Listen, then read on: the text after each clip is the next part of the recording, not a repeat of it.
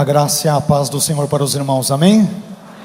É uma grande alegria, mais uma vez, é uma imensa satisfação estar aqui com vocês. O tema da nossa reflexão de hoje, do nosso estudo de hoje, como eu já disse, envolve o conceito de expiação ilimitada. Como eu escrevi um livro dentro daquela coleção de livros sobre arminianismo, da editora Reflexão, que trata sobre cada um dos 5 pontos, os quais nós brevemente mencionamos ou aventamos ontem. Então, aí conversando com o pastor Eduardo, ele comentou, olha, eu fiz até a sugestão, ele falou, não, sem problema, você fala sobre os 5 pontos do arminianismo num dia e no outro concentra talvez um assunto, pode ser a expiação mesmo, né? Então, motivo pelo qual nós vamos fazê-lo hoje. Então, o assunto, se puder já colocar ali, eu agradeço para vocês acompanharem, né? Ok. Essa é a capa do livro, tá? Então o assunto é expiação ilimitada. Esse livro ele foi publicado pela editora Reflexão, tá? É um livro curto, tem 100 e poucas páginas, deve ter coisa de 160 páginas por aí, mas é um livro que ele trata de forma bem introdutória sobre essa questão da expiação. E nós vamos buscar trazer um resumo dele nesta noite. Eu não sei se a CPAD tem aqui ele para vendê-lo ou não, mas depois vocês obviamente podem encomendar ou ir atrás daqueles que eventualmente se interessarem por essa literatura. Bem, em primeiro lugar, o nosso livro, a nossa obra, e eu gostaria agora, por gentileza, que fosse ali também colocado, nós vamos versar, primeiramente, nós dividimos em 4 partes e um apêndice. Pode colocar também ali o apêndice, né? Então, a primeira parte do nosso livro, nós tratamos nela do conceito de expiação na Bíblia, tanto no Antigo Testamento, com conceitos hebraicos, como também na Septuaginta ou Septuaginta, que é a tradução grega do Antigo Testamento hebraico, escrita por volta do 3º ou 2º séculos antes de Cristo. E por fim, nós culminamos com alguns conceitos de expiação, desta vez um pouco mais escassos no Novo Testamento. Em segundo lugar, nós falamos sobre algumas teorias acerca da expiação. Nós temos algumas teorias que nós aqui destacamos, e depois nós buscaremos aprofundá-las um pouco mais para os irmãos, que são a teoria da recapitulação, do resgate pago a Satanás, do exemplo moral, da satisfação, de Anselmo, da substituição penal e também a teoria chamada governamental. Existem outras teorias sobre o conceito de expiação, o conceito teológico da expiação, o que vem a significar isso. Todavia eu diria que estas 6 teorias, elas de certa forma exemplificam todas as demais, de modo que se a entendermos ou as entendermos, nós certamente seremos abençoados e mais esclarecidos quanto a isso. Depois, na nossa obra, nós trabalhamos sobre a expiação em Armínio, na remonstrância e também nos cânones de Dort, né? no sínodo ultra-calvinista de Dort, para citar um calvinista chamado Philip Schaff, que escreveu obras muito importantes sobre a história da igreja. E essa definição do sínodo de Dort como ultra-calvinista não é de um arminiano, é de um próprio calvinista chamado Philip Schaff. Depois, nós temos um item que aponta para a seguinte questão: a Bíblia ensina a expiação limitada ou a expiação ilimitada? E nós separamos alguns exemplos, poucos exemplos obviamente, para falar sobre isso. Finalmente nós temos um apêndice, onde nós mencionamos a crença de alguns dos pais da igreja acerca da expiação. E quando nós o fazemos, nós descobrimos que os pais da igreja em geral, isto é inclusive aceito por teólogos calvinistas, nós entendemos que os pais da igreja nunca ensinaram algo de forma clara e consistente que poderíamos chamar de expiação limitada. Isto é, o conceito de que Jesus ele teria morrido apenas por algumas pessoas. Os pais da igreja, eu vou citar vários deles aqui no final, vou mencionar mais um nome, né? No meu livro vocês encontram todas as expressões, os nomes dos pais da igreja, a data em que viveram e o tipo de pronunciamento acerca da expiação ilimitada. Só para lembrá-los, para aqueles que eventualmente não souberem disso, os pais da igreja são aqueles líderes, bispos, teólogos cristãos que sucederam os apóstolos. Sabemos que João, tradicionalmente, foi o último apóstolo no contexto neotestamentário, que teria vivido ali teria morrido, melhor dizendo, no finalzinho do primeiro século, aproximadamente entre os anos 90, 95 ou 98 depois de Cristo. Então, depois dele, depois de João, nós temos alguns líderes cristãos, alguns bispos e teólogos, dentre os quais poderíamos citar Agostinho, Tertuliano, Jerônimo, outros que são vistos como pais da igreja, e nós vamos citar alguns deles que mencionam o contexto, ou o conceito da expiação ilimitada, ok? Indo direto ao assunto, eu também vou depois, eu separei algumas perguntas que foram feitas ontem, e não deu tempo para nós respondermos. Eu devo ter separado, senão caiu do meu bolso. Eu creio que deve ter aqui umas 4 perguntas, alguma coisa assim. Eu creio que sim, perfeito.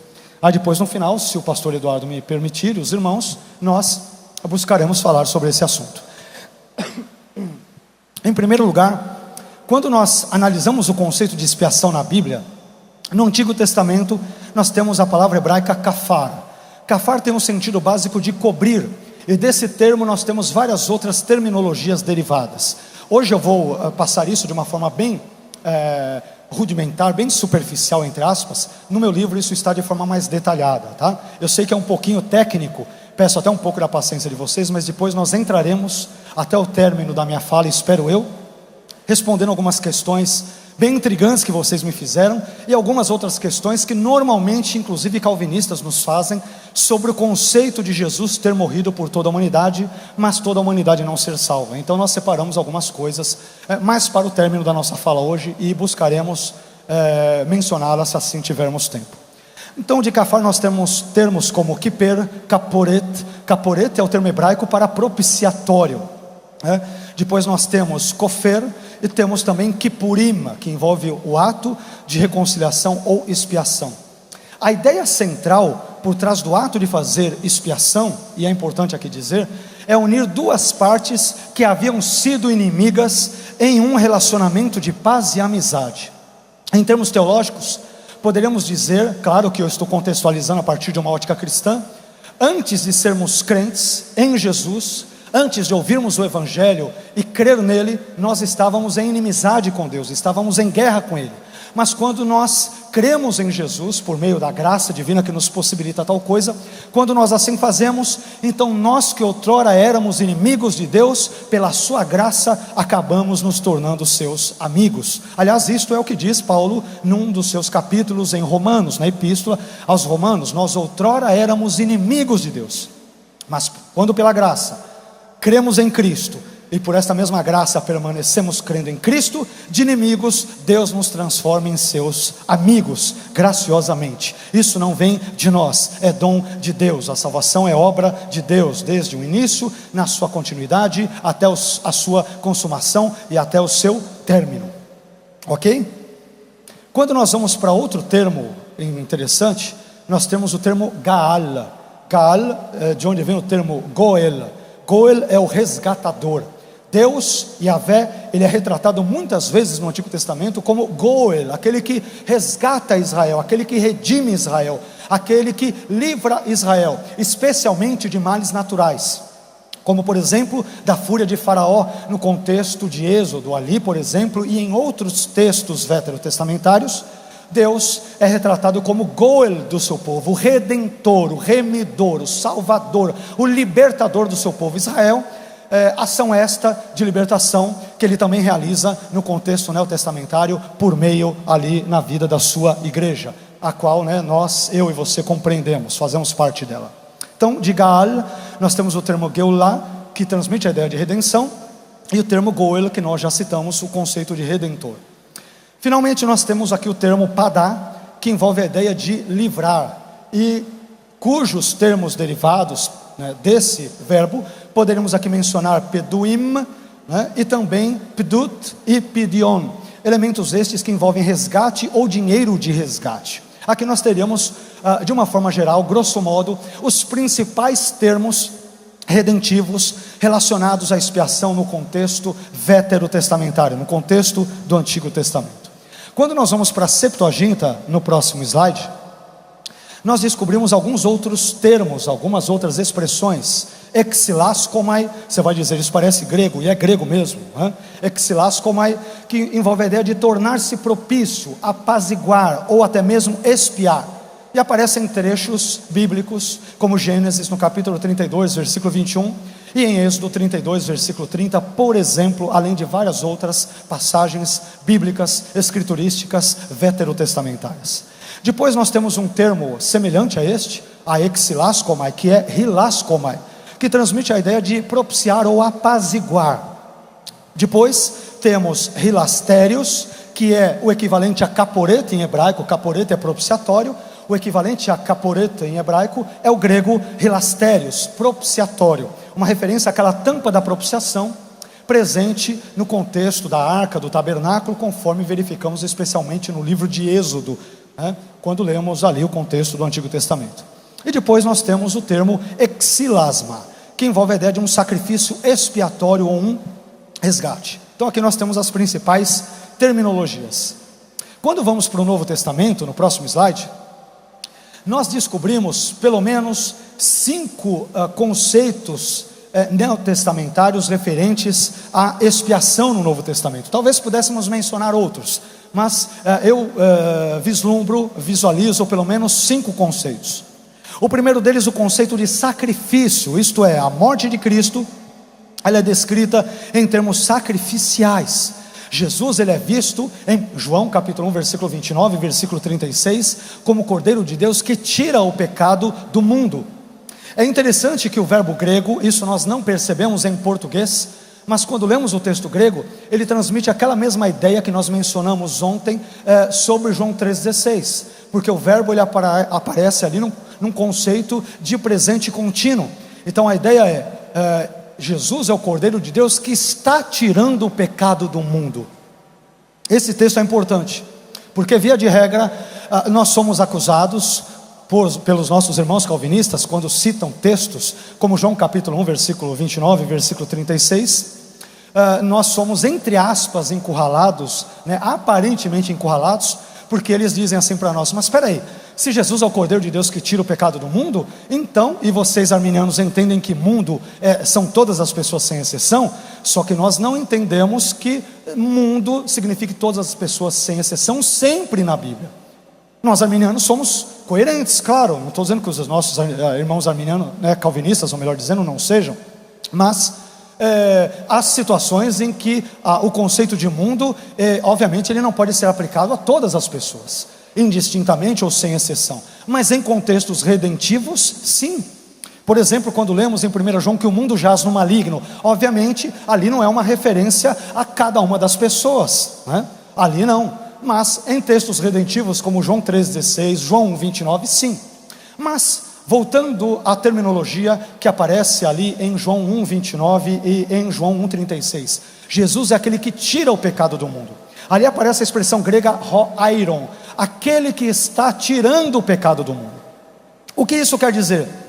Jesus, a obra de Jesus de morrer pela humanidade, de expiar os pecados da humanidade, ela não começa na cruz, mas ela começa quando ele já se encarna, a ponto de quando lemos sobre João capítulo 1, versículo 29, a encarnação de Jesus, ela por si mesma, ela já é o início desse contexto expiatório, porque ele começa ali tirando o pecado do mundo, e esse auge desse trabalho propiciatório e expiatório, ele ocorrerá na cruz, quando ele de fato morre pelos nossos pecados, aí na verdade pelos pecados de todos os seres humanos.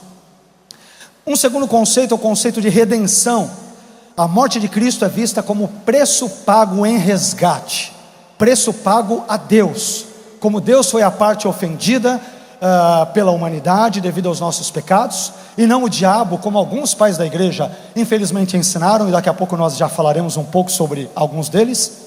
Então nós vemos aqui que a morte de Cristo ela é vista como preço pago a Deus em resgate daqueles que obviamente Jesus comprou com seu sangue, isto é, toda a humanidade.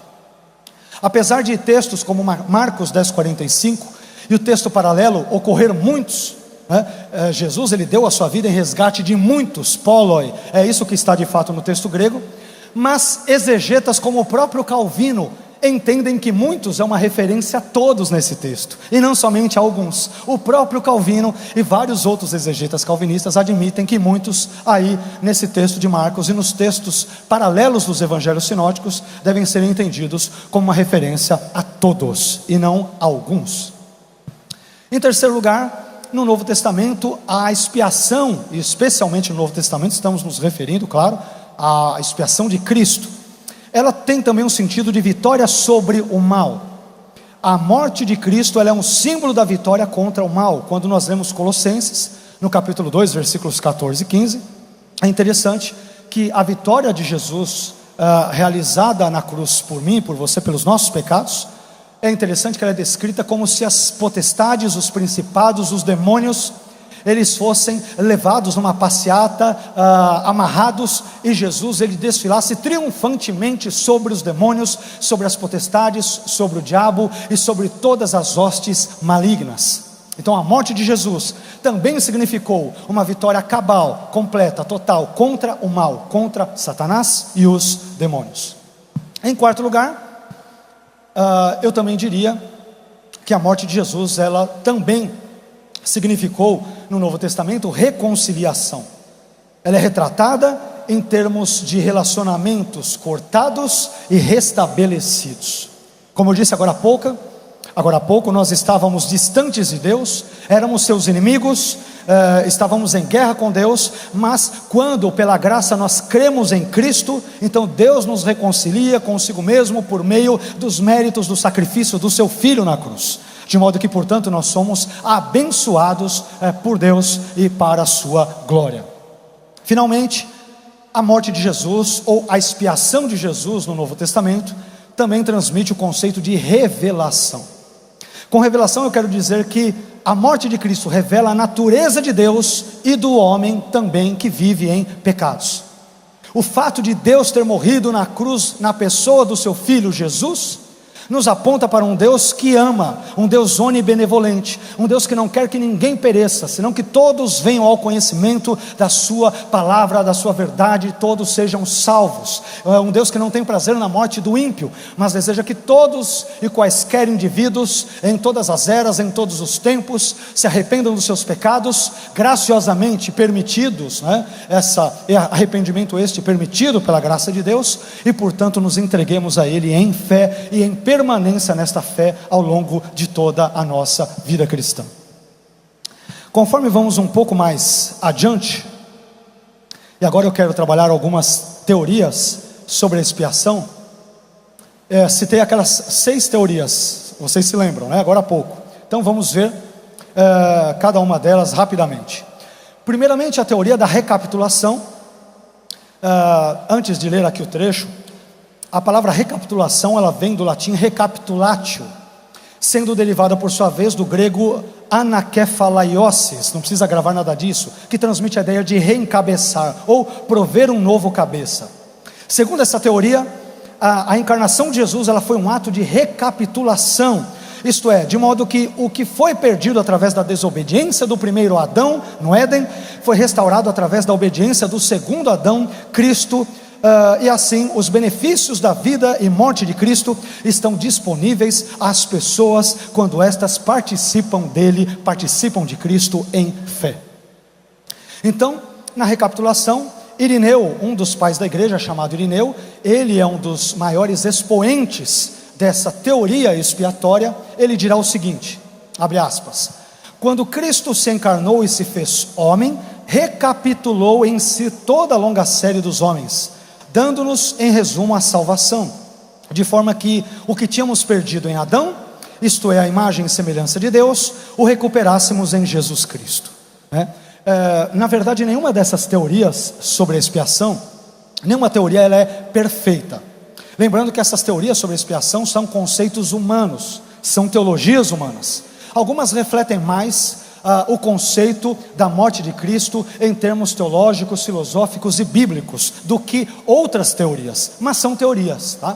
Então, talvez antes que alguém me pergunte, talvez ao final, qual teoria parece ser mais adequada, eu diria que não é uma teoria isolada, mas um conjunto de algumas teorias é que acabam nos possibilitando um desenho mais adequado, mais pleno, mais correto do que significou a morte de Jesus na cruz pelos nossos pecados, isto é, pelos pecados de toda a humanidade. Faço questão de frisar: toda a humanidade. Jesus não morreu apenas por alguns indivíduos, ele morreu por todas as pessoas, sem exceção. Sem exceção.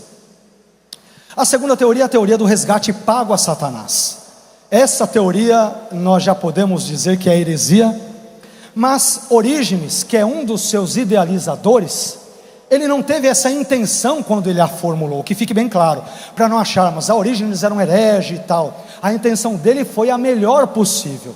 Ele quis simplesmente dizer que com a morte de Cristo na cruz ele venceu o diabo, mas na maneira de formular isso, ele se equivocou. Mas temos que tomar cuidado para não taxá-lo de herege por isso, tá? Não foi a intenção dele, querendo fazer o bem, ele infelizmente se equivocou. E eu pergunto, quem de nós não se equivoca teologicamente?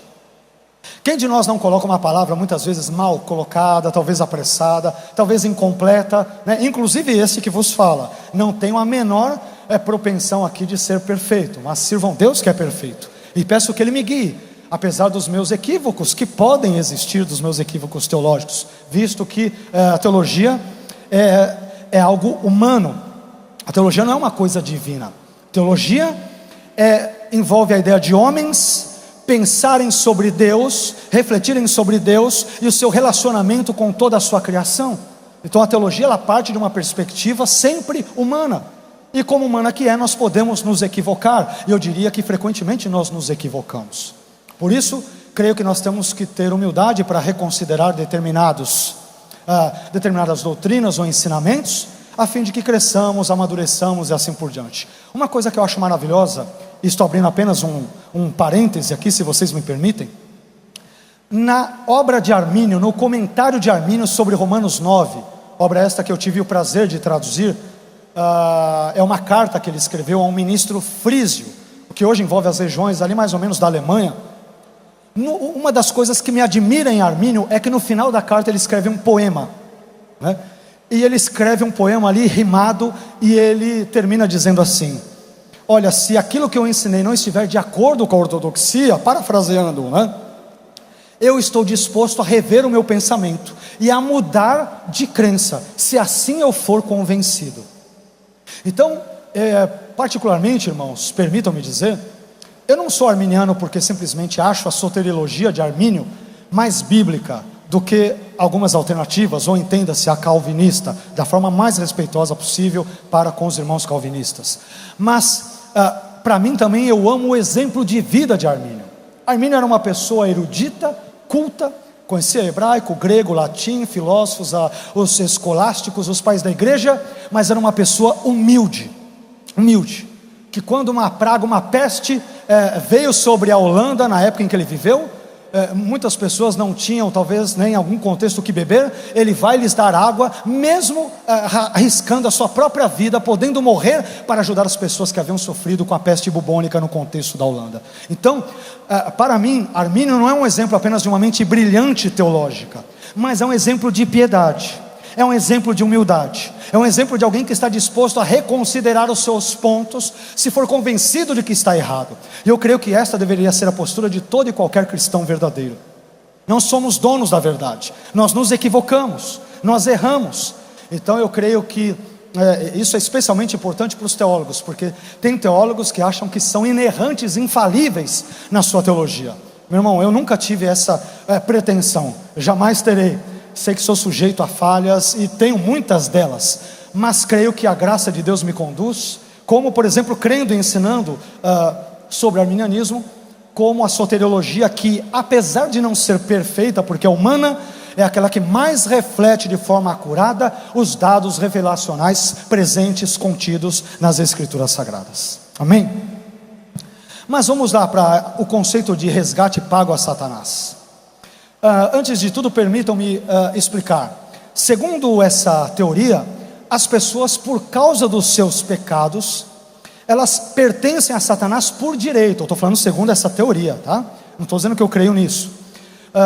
Mas Deus, a fim de libertar os pecadores, Ele ofereceu o seu Filho na cruz ao diabo, em troca dessas pessoas como um resgate, é o que diz essa teoria.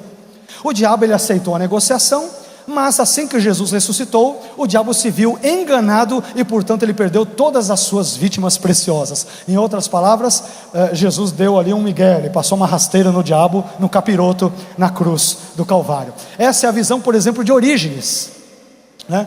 Essa é a visão de Orígenes. Ela também é chamada de teoria do anzol, segundo alguns, né? Ela tem alguns outros nomes, que depois nós vamos trabalhar aqui com mais detalhes, conforme nos for permitido, né? Então é interessante porque essa teoria também é chamada a teoria do anzol, porque entende-se que Jesus, por meio da sua encarnação, ele enganou Satanás. Satanás tentou fisgá-lo, e na hora que ele vai, Jesus o prende, quando ele ressuscita ao terceiro dia. Então Jesus, ele engana Satanás. Qual o problema com essa teoria? O problema, eu creio que ele já é autoevidente. O problema é que ela entende que Deus precisa enganar o diabo para poder vencê-lo, e Deus não precisa enganar o diabo, né? Aliás, o diabo, nem demônios, nem anjos, nem principados, nem potestades, nem seres humanos, nem nada, nem ninguém pode fazer frente ao poder de Deus, à soberania de Deus, à graça de Deus. Amém? Nós cremos nisso. Mas vejam o que Orígenes diz. Ele diz: a quem Cristo deu a sua vida em resgate de muitos? Certamente não a Deus, diz Orígenes. Poderia então ser ao maligno? Pois ele estava nos mantendo seguros até que o resgate fosse dado a ele, isto é, ao diabo, isto é, a vida de Jesus. Então, qual é o equívoco de Orígenes? Ele acha que a morte de Cristo na cruz, ela pagou um preço dos nossos pecados para o diabo, porque o diabo nos mantinha.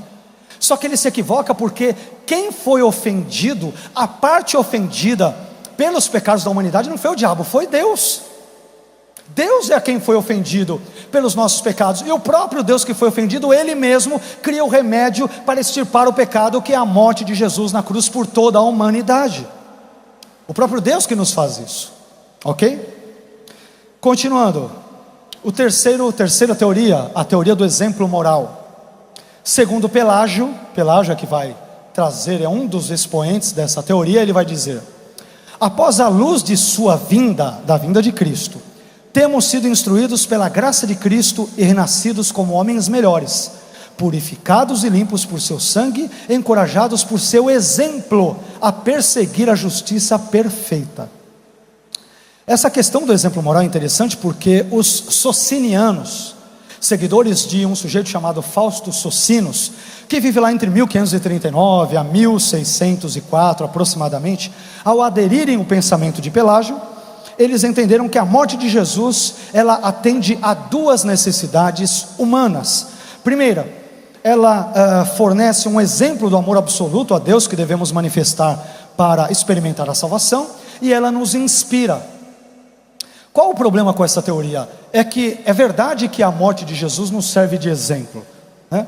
Como Jesus nos amou, nós também devemos amar as demais pessoas. O problema é que ela não significou só isso, ela também teve um caráter substitutivo, porque Jesus, ele morre não apenas para exemplificar como Deus é bom para com a humanidade, ele na verdade substitui todos os pecadores nele quando ele está no madeiro, mas ele não os salva automaticamente, como nós mencionamos ontem, creio que até a exaustão, mas só somos salvos quando pela graça, mediante a fé, nós cremos em Cristo, e obviamente seremos vistos como eleitos segundo a presciência de Deus. Falei bastante sobre isso também ontem. Se permanecermos na fé, a permanência esta possibilitada pela graça até o fim de nossas vidas aqui neste mundo. Uma outra teoria, então percebam que a teoria do exemplo moral de Pelágio tem um lado bom, mas ela não é completa, ela é imperfeita, mas ela tem um lado bom, porque Jesus nos serviu de exemplo na cruz, e isso é verdade, mas ele não foi para a cruz apenas para servir de exemplo, ele foi lá para morrer pelos meus e pelos teus pecados, pelos pecados de toda a humanidade. Depois, a teoria da satisfação de Anselmo de Cantuária. Anselmo de Cantuária, que vive entre 1033 a 1109. É interessante porque Anselmo de Cantuária, e a colocação dele é maravilhosa. Armínio bebeu muito de Anselmo de Cantuária. Aliás, tem um livro dele, se não me engano, se chama Cur Deus Homo, isto é, Por que Deus se fez homem, publicado, se não me falha a memória, pela editora Novo Século. eu não sei se é por essa editora mesmo, se ela existe, é uma editora lá de São Paulo, mas eu aconselho vocês entusiasticamente a lerem Anselmo, né? Onde ele vai explicar por que Deus se fez homem. E aí, Anselmo, ele retratou Deus como um rei soberano, cuja dignidade for afrontada pelo pecado humano. Segundo Anselmo, como o insulto sofrido por Deus foi muito grande, então, por um lado, somente o próprio Deus poderia se autossatisfazer. Por outro lado, como o insulto foi cometido por homens, então apenas um homem poderia apresentar tal satisfação ou tal compensação também pelo pecado. Olha que interessante. Portanto, Anselmo concluiu que somente alguém que fosse ao mesmo tempo Deus e homem poderia cumprir tais exigências. Porém, tal compensação deveria ser paga a Deus, que foi a parte ofendida, e não ao diabo, como por exemplo pensava Orígenes. Maravilhoso, é isso mesmo, não é? Ele está no caminho. Anselmo recebe críticas pelo seu pensamento, porque ele diz que não fica muito clara a ideia substitutiva. Alguns teólogos, não só calvinistas, mas arminianos e outros, criticam um pouco o pensamento dele. Mas eu acho interessante, porque a opinião dele é muito bíblica, né? Deus é a parte ofendida, e foi ofendida por homens. Então, só podemos ser salvos se aquele que morrer por nós na cruz for tanto representante de Deus, como de nós seres humanos. Por isso que quem morre na cruz por nós é Jesus Cristo, Deus homem. Deus homem morre por nós na cruz do Calvário. Depois nós temos mais duas teorias. A teoria da substituição penal, ela é atribuída a Calvino, segundo alguns entenderão, mas muitos estudiosos dizem que Calvino, por sua vez, bebeu bastante em Anselmo. Não só Calvino, Armínio bebeu muito Anselmo. Nós cristãos, ainda que inconscientemente, quando falamos que Deus é a parte ofendida pelo pecado, e ao mesmo tempo o pecado ele foi cometido por homens, de modo que quem deveria morrer por nós na cruz deveria ser um Deus homem, indiretamente, sem saber, talvez estamos sendo anselmianos na nossa teologia. Às vezes nós nem saibamos, né? Talvez nem saibamos. Então daí a importância de nós estudarmos esses teólogos, para vermos, sabermos de onde surgiu a nossa herança teológica, né? Nós não somos inventores da roda. Existem pessoas que já pensaram sobre problemas que nós pensamos hoje há décadas, há séculos, talvez há mais de milênio atrás. Daí a importância de lermos essas obras clássicas. Quanto à substituição penal, Calvino disse: Cristo interveio como intercessor, tomou a penalidade sobre si e a suportou, embora ela fosse merecida com justiça pelos pecadores. Calvino está correto, sem dúvida, né? Obviamente, aqui cabe uma observação curiosa. Até hoje, entre os próprios calvinistas, há uma briga, no bom sentido do termo, né? Estou usando aqui uma figura de linguagem. Há uma disputa acirrada sobre se Calvino teria ensinado a expiação limitada ou a expiação ilimitada. Isto é, será que Calvino ensinou que Jesus morreu por todos os seres humanos, ou ele ensinou que Jesus morreu por alguns? É interessante porque quando eu leio várias obras de Calvino, comentários dele, e eu já li as Institutas e vários comentários de Calvino, é interessante que muitas vezes ele deixa claro que Jesus morre por todos sem exceção. Em alguns momentos ele dá a entender que Jesus morre por alguns, quer dizer, é uma coisa estranha mesmo, né? Nós não sabemos se ele, possivelmente, o seu conceito de expiação sofreu um desenvolvimento na sua teologia ao longo da sua vida ou não, mas até hoje há uma disputa muito grande entre os próprios calvinistas sobre se Calvino ensinou expiação ilimitada ou limitada. Eu diria pelos escritos dele que dá para nós defendermos aí de certa forma que ele em alguns momentos da sua vida, ora defendeu um ponto, ora ele defendeu outro tipo de posicionamento. Com relação à ideia da substituição penal, segundo essa teoria, o pecado ele é visto como uma violação da lei de Deus. Aliás, cabe lembrar que Calvino ele estudou direito. Essa ideia de falar de substituição penal tem tudo a ver com a formação dele, porque ele era formado em direito, né? Faz todo sentido. E aí, segundo essa teoria, o pecado é visto como uma violação da lei de Deus, cuja penalidade é a morte. Desse modo, a fim de pagar a penalidade do pecado, apesar de não tê-lo cometido, Cristo na cruz ele sofreu a pena de morte no lugar do pecador, e assim ele aplacou a ira de Deus. Cabe ressaltar aqui, porém, que como Cristo era Deus encarnado, então o substituto do pecador foi o próprio Deus. Portanto, não é injusto para o juiz pagar ele mesmo apenas se ele quiser fazê-lo, e foi isso que Deus fez por nós em Cristo, ok?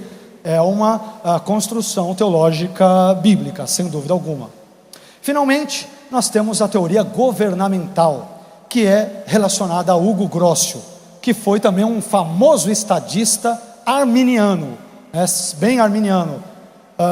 Grocio irá dizer o seguinte sobre o conceito de expiação.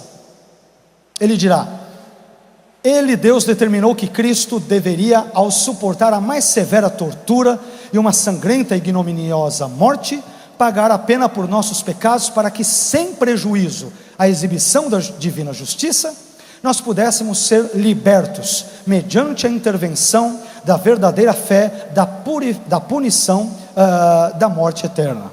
Então, essa teoria ela é chamada de governamental, porque o seu idealizador, Hugo Grocio, que era arminiano, apesar que nem todos os arminianos creem na teoria governamental, ok? Então, por exemplo, normalmente uma das caricaturas feitas de nós, com relação a nós arminianos, é que todos nós ensinamos a teoria governamental. Isso não é verdade. A crença na teoria governamental, ela não é uma conditio sine qua non, não é imprescindível para que você seja arminiano. Então o próprio Armínio em si, ele parece que ele cria numa mistura entre a satisfação penal e a substituição, aliás, entre a satisfação de Anselmo e a substituição penal de Calvino. Então o próprio Armínio, ele tinha uma mistura, ele seguiu uma mistura de crenças no que tange ao conceito de expiação, tá? Então a ideia é que talvez vocês possam ler, ouvir e até ler em livros: todo arminiano crê na teoria governamental da expiação. Isso não é verdade. Hugo Grocio, que era arminiano, creu, mas nós não necessariamente precisamos crer ou aceitar esse conceito para sermos arminianos. Então a teoria governamental ela é chamada de governamental porque o seu idealizador, Hugo Grocio, ele imaginou Deus como um governante que elaborou a lei, uma lei, isto é, a alma que pecar, essa morrerá. Mas como Deus não queria que os homens morressem, ele relaxou essa lei, aceitando a morte de Cristo como alternativa. Assim, a morte de Jesus ela se tornou um exemplo público da profundidade do pecado e da extensão a qual Deus iria para defender a ordem moral do universo. Então essa ideia ela tem alguns problemas, porque ela não deixa clara em si mesmo o conceito de substituição na morte de Jesus. Por isso que é uma teoria que ela é muitas vezes criticada. Lembrando que o próprio Armínio não necessariamente a defendeu, e nem os arminianos em geral a defendem. Então a nossa visão, ela fica ali entre a substituição penal e a teoria anselmiana da satisfação, via de regra, mais ou menos ali, tá? Mas há elementos importantes de outras teorias também. Bom, agora vamos falar um pouco sobre a expiação em Armínio, na Remonstrância e em Dort. Eu separei aqui alguns slides, vamos ver se nós conseguiremos também passá-los.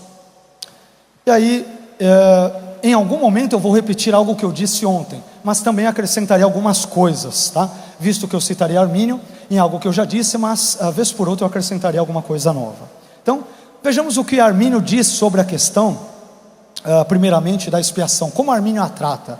Ontem nós vimos um pouco, hoje a gente vai ver com um pouquinho mais de detalhes em alguns pontos. Armínio diz: Deus decretou salvar e condenar certas pessoas em particular.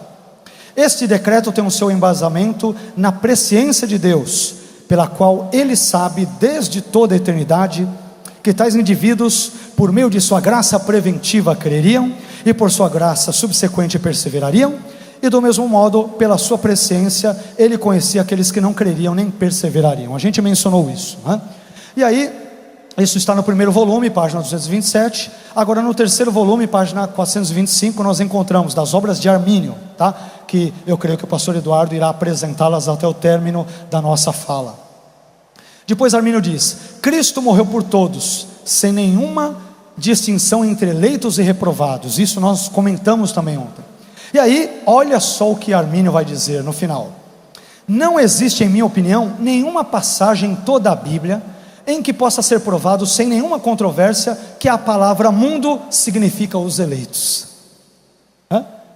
Ele falou: não tem uma única passagem em que não haja nenhuma controvérsia, onde você possa traduzir o mundo por eleitos, que é o que John Owen, famoso calvinista que escreve sobre a morte de Cristo, ele vai dizer, quando ele vai citar João 3,16, texto esse lido pelo pastor Eduardo e por nós no início da palestra, John Owen ele parafraseia João 3,16 dizendo o seguinte: Deus amou o mundo dos eleitos de tal maneira que deu seu Filho unigênito para que todo aquele que nele crê não pereça, mas tenha vida eterna. E aí Armínio ele vai dizer, não existe nenhuma única passagem na Bíblia em que possamos defender que cosmos significa mundo dos eleitos ou algo parecido, sem nenhuma controvérsia ou sem nenhuma contestação. E Armínio está absolutamente correto.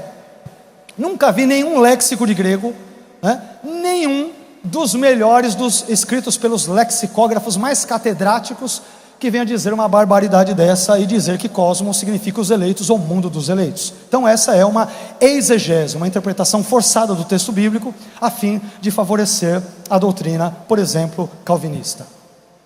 E aí é interessante porque conforme nós vamos vendo aqui o texto, perceba que no quadro que nós aqui mencionamos, na primeira parte, perceba que para Armínio os salvos são aqueles que pela graça preveniente creem inicialmente em Cristo e que pela graça subsequente perseveram nesta mesma fé até o fim de suas vidas. É o que nós mencionamos aqui ontem. Além disso, para Armínio, aqui tem uma curiosidade interessante, eu não mencionei isso ontem.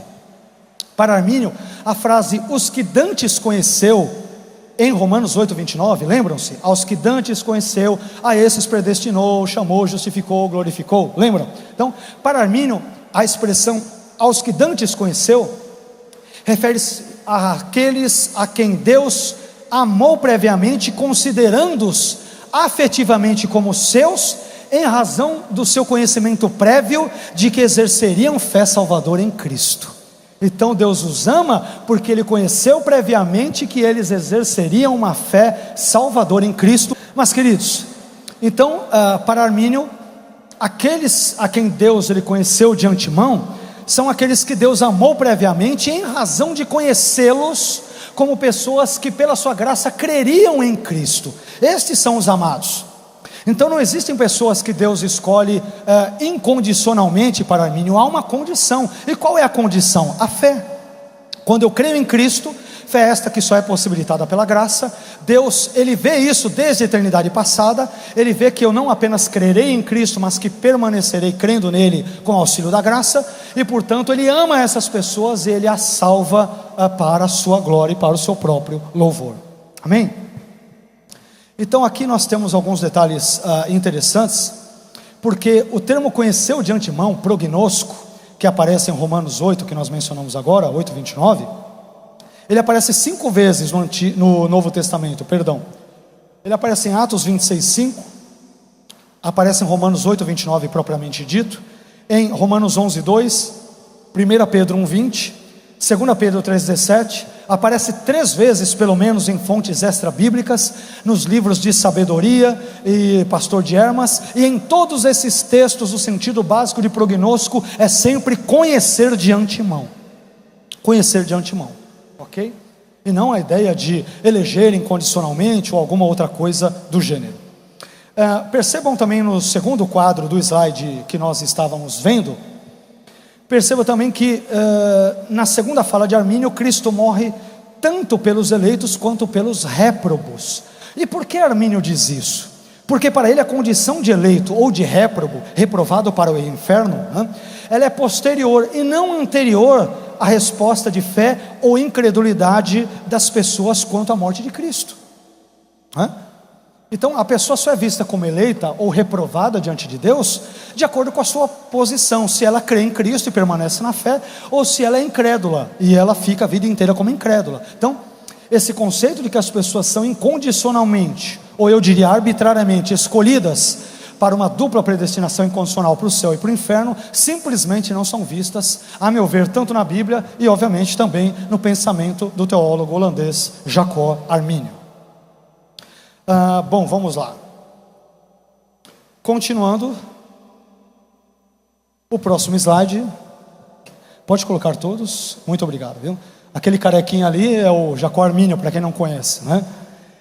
Então, no que tange a questão da redenção para Armínio, nós vemos uma distinção muito clara, e não somente sou eu que a defendo, muitos estudiosos arminianos entendem isso, né? Keith Stangley, Thomas McCall, J. Matthew Pinson e vários outros entendem que Armínio, ele categoriza ou distingue duas classes de cristãos. Eu creio que eu mencionei bastante isso no último ponto dos facts ontem, né? Do security in Christ, ou segurança em Cristo. Mas vamos ler aqui Armínio e vamos reiterar alguns pontos e fazer alguns comentários, né?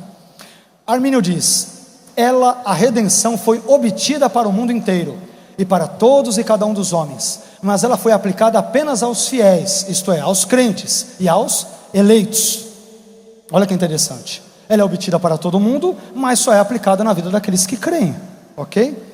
Então, na redenção obtida, nós vemos lá, para o mundo inteiro e para todos e cada um dos homens. Na redenção aplicada ele diz, apenas para os fiéis crentes eleitos. Então há uma dicotomia clara no pensamento de Armínio. Então crentes, reiterando a nossa fala do último ponto de ontem, crentes podem perder a salvação para Armínio, mas eleitos não. Eles não podem perder a salvação, porque senão a presciência divina se equivocaria, né? Mas não nos esqueçamos, nunca é demais repetir, que o conceito de eleição em Armínio ele é bem diferente do conceito de eleição em Calvino e no calvinismo de uma forma geral. No calvinismo, de uma forma geral, sem fazer nenhuma distinção entre supralapsarianismo ou infralapsarianismo ou hipercalvinismo, algo do gênero, essa distinção eu diria que ela é apenas semântica, porque na verdade o verdadeiro calvinismo ele ensina a dupla predestinação nos moldes incondicionais. Então Deus, desde a eternidade passada, ele escolheu incondicionalmente salvar alguns, podendo salvar todos, mas escolheu reprovar para o inferno a maioria esmagadora da humanidade. E nós devemos agradecê-lo, dizem os calvinistas, porque ele não precisaria salvar ninguém e ainda quis salvar poucos. Mas eu retrucaria: se a graça é irresistível, e se a eleição é incondicional, e se Deus pode salvar a todos, sabendo que o pecado de Adão afetou a todos, conforme Romanos 3,23, todos pecaram e destituídos estão da glória de Deus, porque esse Deus que a Bíblia retrata como onibenevolente, como justo e como amoroso, ele permite que o desastre causado pela morte e o pecado de Adão prevaleça sobre o seu amor em razão de toda a humanidade pecadora? Não faz sentido, para mim não faz sentido. Deus seria um monstro moral se ele fizesse isso. Ele é soberano, é verdade, mas a soberania divina ela anda lado a lado com o seu amor, com a sua justiça, com a sua graça para com toda a humanidade. Amém? Bom, vamos continuar aqui. Agora vamos para a remonstrância, vamos para o artigo da remonstrância. Só para explicar para vocês, os remonstrantes, eles são os sucessores de Armínio, os herdeiros espirituais de Armínio. E por que eles têm o nome de remonstrantes? O conceito de remonstrância envolve uma ideia de um protesto. Eles protestaram contra os conceitos calvinistas da sua época e subscreveram os pontos que Armínio ali defendeu. Então, por exemplo, no que tange à soteriologia. E aí, no segundo ponto, no segundo artigo da remonstrância, que nós não mencionamos ontem nós mencionamos apenas a visão de Armínio e da confissão de fé das Assembleias de Deus. Hoje nós estamos citando a remonstrância, que diz o seguinte: cremos que em concordância com isto, agora estou parafraseando e o parêntese aqui é meu, ou seja, em concordância com o primeiro artigo, segundo o qual Deus estabeleceu um plano eterno imutável de salvar ou não com base na fé e incredulidade previstas, de acordo com isso, em concordância com isso, Jesus Cristo, o Salvador do mundo, morreu por todos e cada um dos homens. Parece ser redundante, né? Por todos e cada um dos homens, mas é a forma que os remonstrantes encontraram para criticar ou destoar do calvinismo da sua época, porque para os calvinistas da época, assim como os de hoje, Jesus ele morre apenas por um grupo. E os remonstrantes, para serem bem explícitos, eles dizem que Jesus morre por todos e cada um dos homens. Ou seja, não houve ninguém por quem Jesus não tenha morrido enquanto ser humano na face da terra. Se alguém veio a este mundo se alguém está vindo nesse exato momento a este mundo, se alguém ainda virá a este mundo, até antes da vinda de Cristo, Jesus proporcionou expiação ou uma morte vicária para todas estas pessoas, todas elas. E aí ele vai dizer: Jesus Cristo, Salvador do mundo, morreu por todos e cada um dos homens, de modo que obteve para todos, por sua morte na cruz, reconciliação e remissão dos pecados. Contudo, de tal modo que ninguém é participante dessa remissão, senão os crentes. Mais uma vez, lembram-se do que a gente comentou? Então Jesus, ele morre por todos. Todos é todos mesmo. Daqui a pouco eu vou entrar em algumas questões mais espinhosas, mas nós vamos ver que não há pessoa por quem Jesus não tenha morrido, tá? Continuando, vamos ver agora o que os cânones de Dort dizem sobre a expiação. No próximo slide, por favor. No primeiro, os cânones de Dort. Lembrando que os cânones de Dort são documentos calvinistas, que foram escritos em resposta a estes 5 pontos arminianos. Então a tulipe ou tulipa calvinista, ela surge como uma reação aos 5 pontos arminianos. Isso é importante. Então olha o que diz os cânones de Dort. Ali tem a referência, capítulo 1, artigo 6 e capítulo 2, artigo 6, olha lá. Deus nesta vida concede fé a alguns, enquanto não concede a outros. Vai ver onde isso vai dar. Porque alguns que ouvem o evangelho não creem, muitos que têm sido chamados pelo evangelho não se arrependem nem creem em Cristo, mas perecem na incredulidade. Isto não acontece por causa de algum defeito ou insuficiência no sacrifício de Cristo na cruz, mas por culpa deles próprios, o que é o cúmulo do absurdo. Como não há uma insuficiência do sacrifício de Cristo, se no calvinismo Jesus, ele não morre por toda a humanidade, ele morre apenas por alguns indivíduos? Então olha a lógica calvinista, vê se você consegue compreender, tem que fazer curso para entender. Deus, ele dá fé para alguns. Eu acabei de ler, tá? Eu estou lendo aqui, vocês estão lendo lá. É mero exercício de interpretação de texto, e não precisa ser nenhum místico iniciado para ler, né? Deus, ele dá fé para alguns, não dá para outros, é o que diz o documento. Mas quando as pessoas morrem e vão para o inferno, a culpa é delas. Mas o Senhor que não me deu fé, o Senhor que não me deu fé, o Senhor deu a graça irresistível para o fulano, para o cicrano, para aquele pastor calvinista, para o outro, o Senhor não deu para mim, e o Senhor ainda vai me culpar por eu não ter crido no Senhor, se o Senhor não me deu essa fé para crer? Vocês estão entendendo a lógica? Deus não me dá algo e me culpa por não exercer algo que Ele não me deu. É uma coisa meio bipolar, né? Gente, isso não tem a menor lógica, não tem o menor sentido, não faz sentido. Deus não dá fé para o incrédulo e vai culpar o incrédulo, vai responsabilizar o incrédulo pela sua incredulidade, mesmo apesar de não ter dado fé a ele. Não faz sentido, não entra na minha cabeça, não faz sentido na Bíblia, né? É um absurdo. Agora, olha a genialidade de Armínio. Então vamos só observar isso. Há uma falácia muito cometida recorrentemente pelos calvinistas. Alguns calvinistas, para dar um tom de que a expiação ela abrange todo mundo, que Deus, num certo sentido, ama todo mundo, eles dizem: a morte de Cristo ela é suficiente para todos, para salvar a todos, mas é eficiente somente na vida dos eleitos. Parece maravilhoso, não é? Mas ela é uma falácia das mais grotescas, porque como a morte de Jesus pode ser suficiente para todos, se Ele não morreu por todos? Ele morreu apenas pelos eleitos. Então não há suficiência se Jesus nunca quis morrer por toda a humanidade. É tão simples. Armínio detectou esse erro, e olha o que ele diz magistralmente. Palavras de Armínio, olha o que ele diz: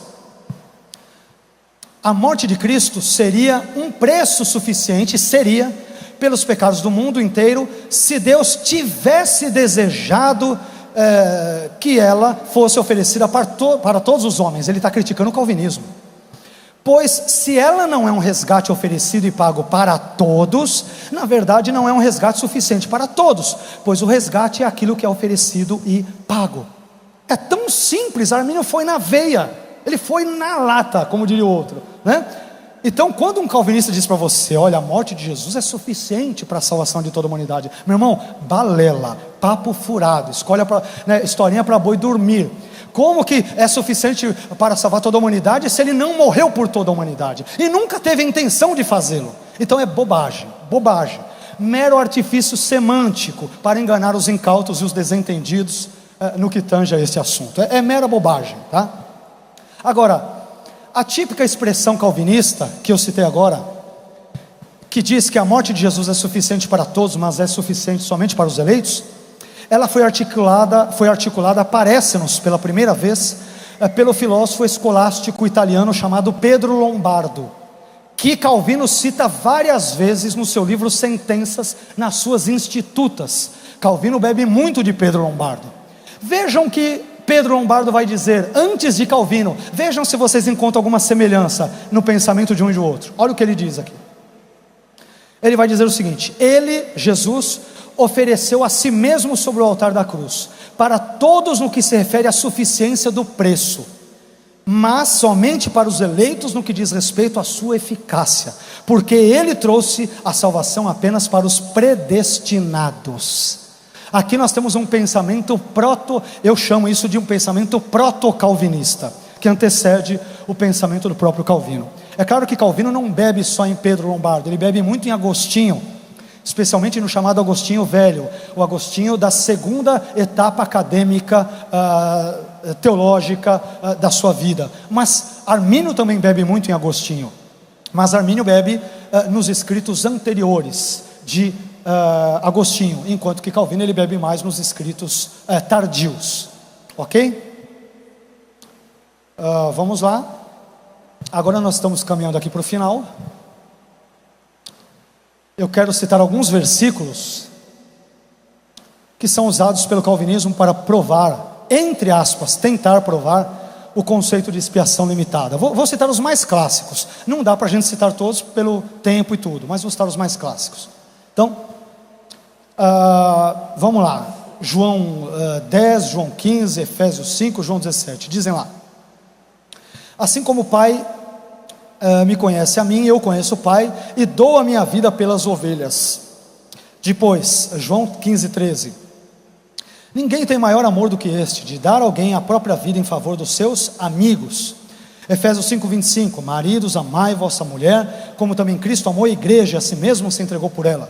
Por fim, João 17, 9. É por eles que eu rogo, não rogo pelo mundo, mas por aqueles que me deste, porque são teus.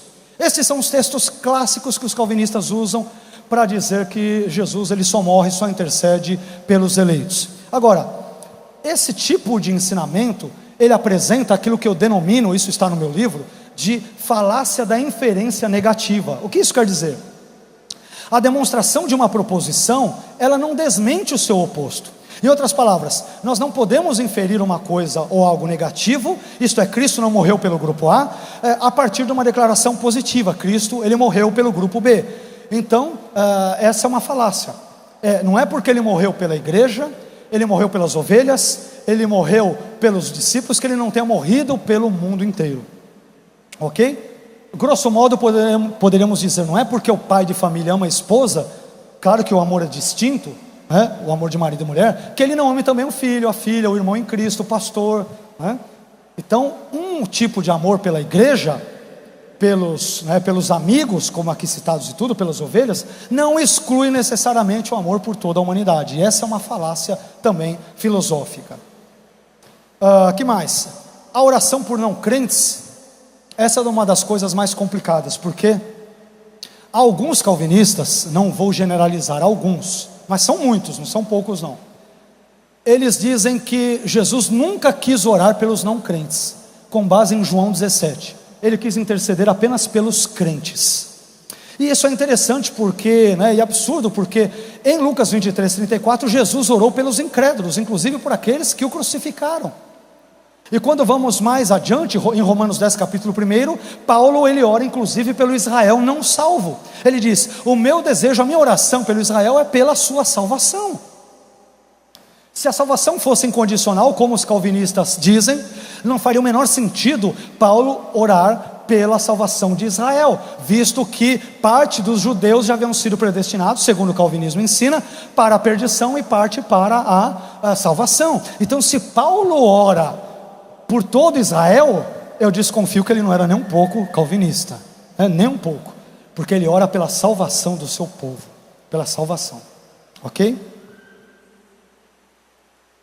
Outros versículos, João 3,16 eu já citei, eu não vou me deter mais nele, eu já citei, tá? Então vamos pular para o último.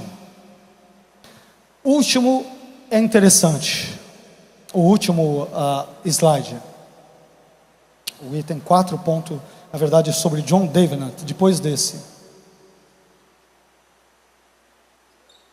Bom, no último slide,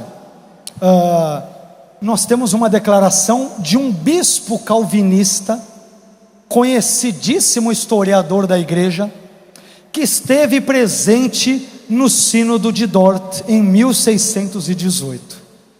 Ele era um bispo, era uma pessoa que conhecia muito a história da igreja, e ele era calvinista. Ele teve assento no sínodo calvinista de Dort.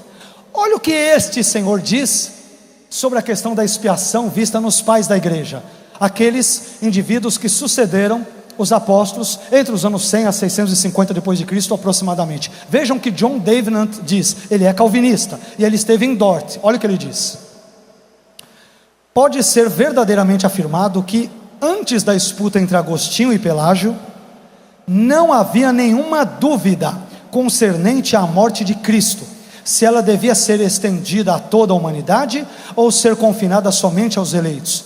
Pois os pais, isto é, os pais da igreja, quando falavam da morte de Cristo, descreviam-na para nós como empreendida e suportada para a redenção da raça humana. Um calvinista que esteve presente no sínodo de Dort em 1618, ele disse: nós não encontramos o ensino da expiação limitada, que Jesus morreu apenas por alguns, conforme os calvinistas dizem. Isso só aparecerá depois da disputa entre Agostinho e Pelágio, a partir do contexto do quinto século. Então perceba que o ensinamento básico dos sucessores dos apóstolos, até antes do embate teológico e filosófico entre Agostinho e Pelágio, era a visão daquilo que hoje nós chamamos de expiação ilimitada. Isto é, Deus, Ele enviou Jesus para morrer pela raça humana, pelos pecados de toda a humanidade. Quem ensinou isso? Eu dei aqui apenas alguns nomes, no meu livro está tudo detalhado, depois vocês podem acompanhar, tá? Mas quem ensinou que Jesus morreu por toda a raça humana? Justino de Roma, que é Justino Mártir, Clemente de Alexandria, Orígenes, Novaciano de Roma, Eusébio de Cesareia, Atanásio de Alexandria, Hilário de Poitiers, Cirilo de Jerusalém, Gregório Nazianzeno, Basílio de Cesareia, Gregório de Nissa, Ambrósio de Milão, Crisóstomo, Teodoro de Mopsuestia, Agostinho, João Cassiano, Cirilo de Alexandria, Próspero de Aquitânia, amigo de Agostinho, Teodoreto de Ciro, Leão Magno, Ecumênio e Ambrosiastro. Todos eles tinham em comum o seguinte: eles ensinaram que Jesus, ele morreu por toda a raça humana, por toda a humanidade. Ok? Aqui eu quero concluir a minha fala, que nós já gastamos uma horinha aqui. E eu não sei se nós já abrimos para algumas questões, não sei o pastor Eduardo se me permite. Eu trouxe algumas questões também aqui de ontem, não sei o que o senhor acha, se poderíamos citá-las aqui ou não. Tudo bem? Irmãos, então nós concluímos, e eu quero dar continuidade a algumas perguntas que foram feitas ontem, e que por questão de tempo não puderam ser respondidas, e não escolhi perguntas fáceis, já adianto, escolhi perguntas cabeludas, se é que pergunta tem cabelo, Mas vamos lá. Alguém me perguntou o seguinte, no que tange a nossa palestra de ontem, tá? De ontem.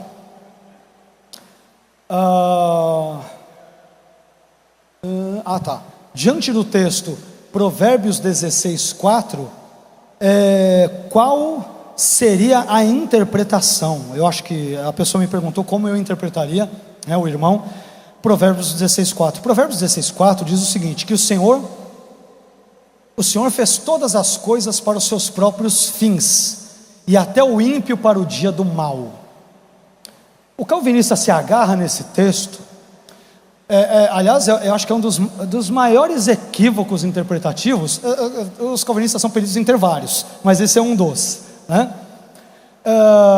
Eles ignoram a teologia do livro de Provérbios, que é uma das teologias que vigoram no livro de Provérbios, é a teologia da justiça retributiva. O que é a teologia da justiça retributiva? Ela ensina que, de acordo com a maneira que agirmos nesta vida, se pecarmos ou não, se agirmos impiamente ou não, nós seremos julgados ou responsabilizados de forma correspondente. Era uma teologia muito comum, presente em Provérbios, em Jó, em vários livros bíblicos veterotestamentários. Ela está muito presente em Provérbios. Então, o que esse texto quer dizer? O Senhor fez todas as coisas para os seus próprios fins. Primeiro, que a expressão hebraica, uma outra tradução possível, que segue o hebraico bem de perto, seria: Deus fez todas as coisas para uma resposta, e até o ímpio para o dia da calamidade. Porque a palavra mané, não é mané, tá? Mas mané em hebraico, ela não é corretamente traduzida como próprios fins, ela é traduzida como resposta. Tudo Deus faz como uma resposta, e até o ímpio, ele é também, por agir na impiedade, ele terá como resposta o dia mau. Esse texto não está falando de reprovação para o inferno, como os calvinistas dizem. Ele não está dizendo isso. Ele só está falando: todas as coisas Deus fez para uma resposta, ou para os seus fins, mas não é uma tradução que segue bem o hebraico. E até o ímpio para o dia do mal, ou seja, o ímpio, por ser ímpio, por continuar impiamente, por viver de forma ímpia, se ele não mudar de vida, não se arrepender e crer em Deus, não em Cristo nesse contexto, porque Cristo, Jesus não existia na época de Provérbios, Jesus Cristo como personagem histórico, é claro, né? Mas se ele não cresce em Yahvé, então ele estava preparado para o dia do mal ou da calamidade. É a palavra grega ra, ou melhor dizendo, hebraica ra, não grega, hebraica ra. E ra pode ser traduzido como mal, como calamidade, como infortúnio, como várias coisas. Então, o ímpio, por agir impiamente e continuar a viver desta forma, Deus já o preparou para o dia do mal. É tão simples quanto. Os calvinistas já leem esse texto dizendo: não, olha, esse é aquele que foi reprovado eternamente para a perdição. O texto não diz nada disso, tá? Simplesmente isso. Outra pergunta que nós selecionamos: a salvação como dom, Efésios 2, 1 a 3 ou 2, 1 a 8, acho que como fica o texto que diz: os dons de Deus são irrevogáveis ou sem arrependimento? Ótima pergunta, né? Os dons e a vocação de Deus são sem arrependimento. Alguns calvinistas, não todos, muitos deles não usam, tá? Eles entendem o que o texto aqui está dizendo. Primeiro, que o texto não fala de salvação. Se vocês lerem essa expressão que diz, esse versículo que diz que os dons de Deus são irrevogáveis e sem arrependimento, se encontra em Romanos capítulo 11, versículo 29. Para entendê-lo, basta ler o versículo 28. No versículo 28, nós vemos que este versículo se aplica a Israel. Ou seja, o fato de Deus ter escolhido incondicionalmente, não para a salvação, mas para o serviço, para um propósito histórico-redentivo para toda a humanidade, Israel é irrevogável. Israel, num certo sentido, sempre será o povo de Deus. Ok? É isso. É só ler Romanos 11, 29, à luz de Romanos 11, 28. O versículo anterior, ele explicará o versículo seguinte. É tão simples quanto, tá bom? Então é um texto que não fala sobre salvação incondicional, eleição incondicional, a perseverança dos santos na visão calvinista que não perde a salvação, não tem nada a ver. O texto fala que Deus escolheu Israel e jamais deixará de elegê-lo ou deselegê-lo. Aliás, Paulo diz isso em Romanos capítulo 9, versículos 1 a 5. Deles são as leis, os patriarcas, né, e assim por diante, e as alianças, e vai citar, quer dizer, são benefícios que Deus deu para Israel e que Ele jamais irá tomar deles. O que não significa que os israelitas, isto é, judeus, serão automaticamente salvos. Eles só são salvos se, assim como nós, crerem em Cristo. Ok? Deixa eu ver, pode ir mais aqui, pastor? Não sei, pode... Mais duas? Tá bom.